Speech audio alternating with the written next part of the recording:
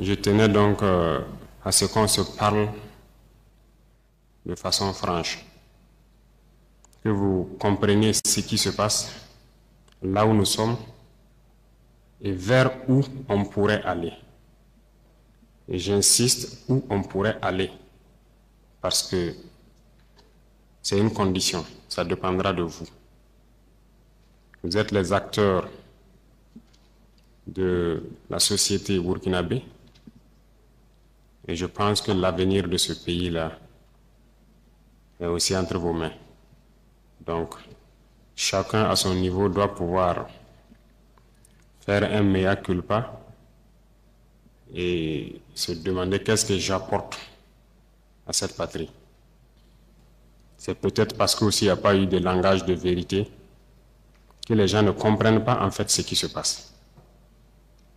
Je parie que beaucoup de gens ignorent sérieusement la situation dans laquelle nous nous trouvons.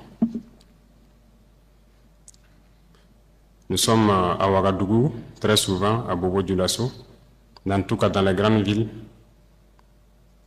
et la vie est tout autre. Mais hors de ces villes, vous n'imaginez même pas ce qui se passe. Est-ce que tout le monde est conscient que le territoire est presque perdu? En tant que militaires, nous reconnaissons notre responsabilité. Mais qu'est-ce qui a mené l'armée à être comme ça? C'est ça aussi la question qu'il faut se poser. Parce qu'elle a été politisée, elle a quitté même son fondement. Il faut avoir le courage de se le dire. L'armée a été infiltrée. Et chacun agit en fonction donc de certains bords politiques. Nous observons depuis très longtemps. Nous combattons et nous observons.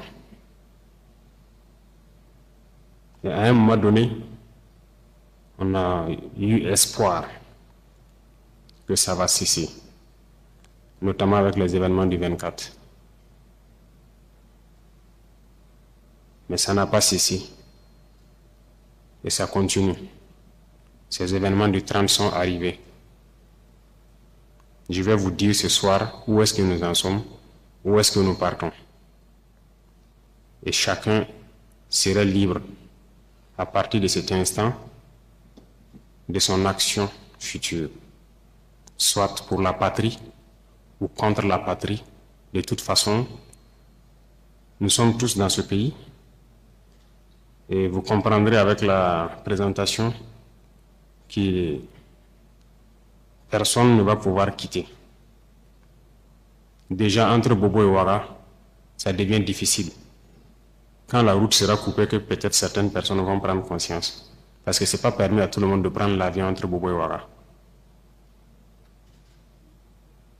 Si c'est ce pays que nous voulons, eh bien, allons-y.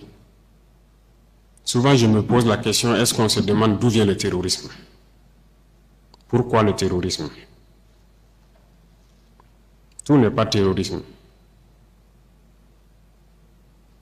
Nous avons contribué, quand je dis nous, c'est la société, contribué à ce que cette situation arrive. Mais j'ai marché à travers une partie du Sahel.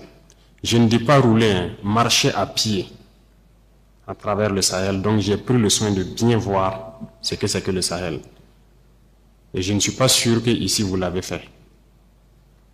J'ai marché de Gorom, passant par Oursi, aller à Déou, Tinakov, Tinasan, revenir sur Marcoy. Cette partie, on l'a fait. On a vu comment les gens vivent là-bas. Et on l'a fait, ça vaut 10 ans de cela. Et c'était prévisible que cette situation va arriver. Ça veut dire que c'est nous qui avons créé cette situation, la gouvernance. Il faut qu'on se dise cette vérité. On a tout fait pour abandonner certains peuples à cause de nos intérêts égoïstes. On ne pense qu'à nous. Comme jusqu'aujourd'hui, on voit les gens meurent ailleurs, mais à Ouagadougou, on fait la fête. On n'a aucune pitié pour l'autre. J'ai marché à travers ces zones, je les vois trimballer des bidons, marcher des kilomètres pour aller chercher l'eau. Je les ai vus en train de marcher des kilomètres pour trouver l'eau pour le bétail, et le bétail qui meurt en cours de route. Il n'y a pas de route là-bas. Il n'y a pas de route. Comment même un camion même pourrait arriver là-bas, ne serait-ce qu'avec un peu de tourteau pour que leurs animaux puissent manger? Il n'y a rien là-bas. Qu'avons-nous construit là-bas? Qu'avons-nous fait là-bas? Quel projet de développement avons-nous envoyé là-bas? Est-ce qu'on s'occupe même de leur vie? Rien qu'une simple eau. Qu'avons-nous fait de sérieux dans ces zones? C'est la question qu'il faut se poser. Et le territoire de cette partie, c'est hors de contrôle. Qui en est responsable? C'est nous. C'est nous.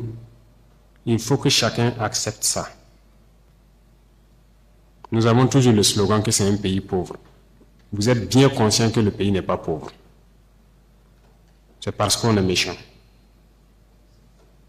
On est sérieusement méchant entre nous. Les jeunes n'ont rien à faire.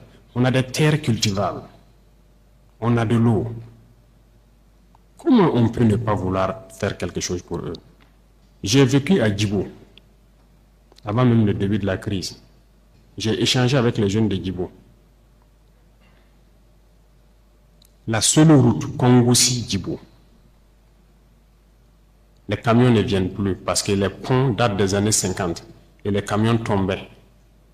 Donc les camions ont décidé de ne plus venir. Ils produisent, en allant à Nassumbu à Bouro, ils produisent la tomate, ils produisent beaucoup de choses. Tout pourri. Ils n'arrivent pas à vendre. Leur marché de bétail, vous quittez Djibo jusqu'à Pétékoli, ils sont là avec leur bétail, ils n'arrivent pas à vendre. Mais vous voulez qu'ils fassent quoi, les jeunes? J'ai écrit un rapport en son temps pour qu'on puisse au moins se réparer cette route. La guerre n'était pas là. Personne ne viendra me dire le contraire. J'étais à Djibo, j'ai vécu là-bas. On n'a rien fait. Rien. Qui en est responsable? Il faut que chacun fasse son introspection et se rende que nous sommes les coupables de cette situation. J'ai fait l'Est. Aujourd'hui, on parle de Mansilla, de Tankwalou et autres. Je vous le répète encore, qui est responsable?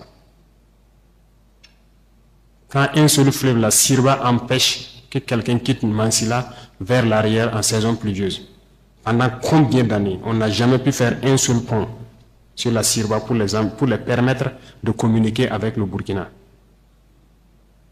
Prenez la carte, vous regardez, cette zone est encerclée par un fleuve, la Sirba. Qu'avons-nous fait? Du côté de Tankwalou, j'ai écrit encore un rapport que j'ai remis au haut-commissaire quand j'étais là-bas, pour que les gens fassent pardon pour faire ne serait-ce qu'un pont entre Tankwalou et le reste. Qu'avons-nous fait? Mais posons-nous les questions.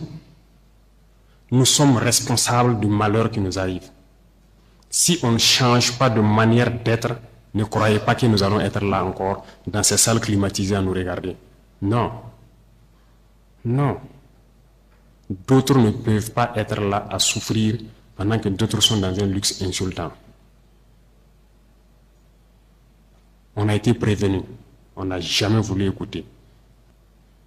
Toute cette bamboula que nous faisons dans les villes, tout peut cesser du jour au lendemain, si on n'arrête pas ce que nous sommes en train de faire. Je sais que personne ne vous a déjà parlé comme ça, mais je vous le dis aujourd'hui franchement. Et chacun pourra choisir ce que nous voulons du Burkina. Je ne suis pas politicien. Je n'ai pas de langue de bois. Moi, je suis un militaire. Et je préfère vous dire la vérité. Chacun est libre de prendre ou de laisser. Tout le monde roule dans sa voiture, tout le monde vit bien. On mange matin, on mange midi, on mange le soir. On fait ce que nous voulons faire. On est libre de parler, de dire ce que nous voulons. C'est la démocratie, c'est le droit, c'est tout. C'est tout ce que nous connaissons à Ouagadougou. Mais allez-y les voir, les enfants qui ont la peau sur les os. Allez voir les vieillards qui meurent de faim. Allez voir ces femmes qui ne peuvent plus allaiter parce qu'elles n'ont plus rien dans le sein. Allez les voir. Ne faisons pas semblant. Si nos journalistes n'ont pas le courage d'aller sur le terrain et vous ramener ces genres d'images, parce qu'on veut laver l'image du Burkina, je vous dis que c'est faux, ça existe.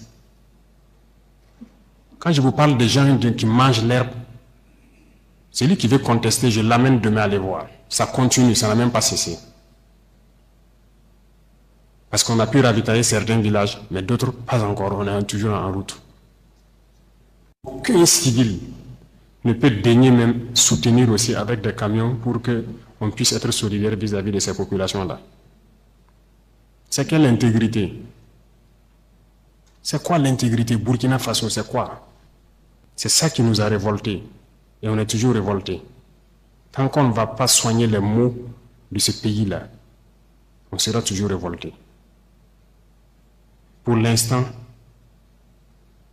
on a pu, dans l'armée quand même, réaliser quelques camions et transporter les vivres avec nos propres moyens, bien qu'on a loué d'autres même ajoutés, vers des populations qui mouraient de faim. Et même dans cette location, j'ai vu qu'il n'y a aucune pitié. Des citoyens savaient que c'est pour aller là-bas, mais ils sont restés sur leurs tarifs. C'est pour dire que la solidarité a disparu au Burkina. Ayez pitié des gens, ayez pitié de la jeunesse, ayez pitié des enfants. Qu'est-ce qu'ils ont fait, ces villageois-là, pour que quand le soleil tombe, eux, ils se retrouvent dans les grottes, dans les arbres, ils quittent le village. Et le matin, ils se pointent, ils regardent pour voir si tout va bien avant de revenir. Ils dorment dans la brousse. Ils ne peuvent pas dormir chez eux. On ne vous dit pas ces vérités. C'est la réalité du Burkina comme ça. On ne voit que nos villes. Nous sommes responsables de ce qui nous arrive. Et nous serons entièrement responsables de ce qui va suivre. Soit c'est du bon ou c'est du mauvais, ça dépendra de nos comportements dans le futur. Chacun n'a qu'à donner le meilleur de lui-même. Et je pense qu'on peut y arriver. Je suis optimiste, j'ai foi. Et Inch'Allah, on va y arriver.